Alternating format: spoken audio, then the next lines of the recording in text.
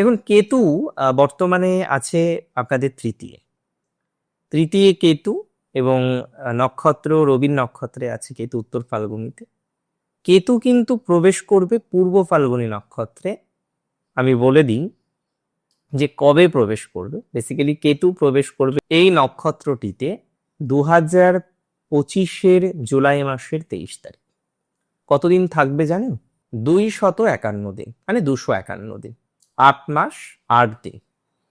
এই নক্ষত্রটিতে কেতুর অবস্থান খুব সিগনিফিকেন্ট।